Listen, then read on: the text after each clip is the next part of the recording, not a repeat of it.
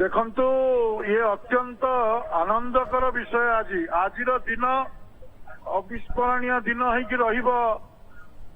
ବ୍ୟକ୍ତିଗତ ଭାବରେ ମୋ ପାଇଁ ତ ନିଶ୍ଚିତ ରୂପେ, କିନ୍ତୁ ସମଗ୍ର ଭାରତବର୍ଷ ଏବଂ ଭାରତୀୟ ଜନତା ପାର୍ଟିର ବିଶ୍ୱର ସର୍ବବୃହତ ରାଜନୈତିକ ଦଳ ଭାବରେ ସମସ୍ତ କାର୍ଯ୍ୟକର୍ତ୍ତାଙ୍କର ମଧ୍ୟ ଇଏ ଆଜି ଗୋଟେ ଅତ୍ୟନ୍ତ ସୁଖର ଦିନ।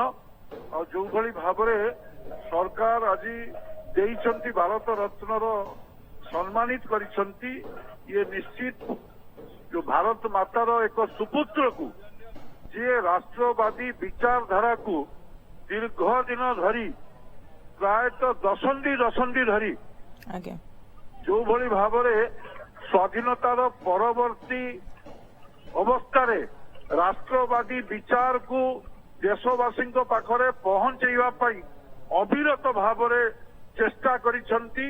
ଆଜି ତାର ସୁଫଳ ସମଗ୍ର ଭାରତବାସୀ ଆଜି ପାଉଛନ୍ତି ଏବଂ ଯଶସ୍ୱୀ ପ୍ରଧାନମନ୍ତ୍ରୀ ନରେନ୍ଦ୍ର ମୋଦି ଯାହାର ଆଦର୍ଶରେ ଅନୁପ୍ରାଣିତ ହେଇକି ନିଜ ଜୀବନକୁ ତିଳ ତିଳ କରି ଭାରତ ମାତାର ସେବାରେ ନିୟୋଜିତ କରିଛନ୍ତି, ଆଜି ଯେ ଉଚିତ ସମ୍ମାନ ତାଙ୍କୁ ଦିଆଯାଇଛି, ଏଥିରେ ସମଗ୍ର ଭାରତବାସୀ ଆଜି ଆନନ୍ଦିତ ଏବଂ କୃତଜ୍ଞତା ଜ୍ଞାପନ ମଧ୍ୟ କରୁଛନ୍ତି ଆଜିର କେନ୍ଦ୍ର ସରକାରଙ୍କୁ, ଯଶସ୍ୱୀ ପ୍ରଧାନମନ୍ତ୍ରୀ ନରେନ୍ଦ୍ର ମୋଦିଙ୍କୁ ମଧ୍ୟ।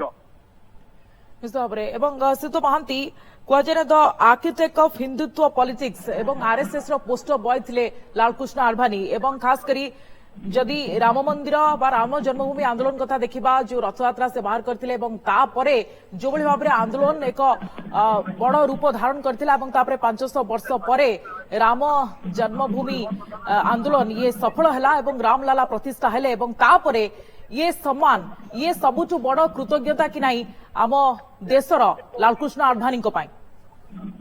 ନିଶ୍ଚିତ ରୂପେ ସ୍ୱାଧୀନତାର ସମୟରେ ଯୋଉଭଳି ଭାବରେ ଦେଶର ବିଭାଜନ ଘଟିଲା ଏବଂ ନିଜେ ନିଜର ବାଳୁତ ସମୟରେ ଏ ଯୋଉ ଦୁଃଖଦ ଦୃଶ୍ୟ ସିଏ ଦେଖିଛନ୍ତି, ଭାରତର ଯୋଉ ବିଭାଜନ, ଯୋଉ ଅଖଣ୍ଡ ଭାରତର ବିଭାଜନକୁ ସେ ମର୍ମେ ମର୍ମେ ଅନୁଭବ କରିଛନ୍ତି।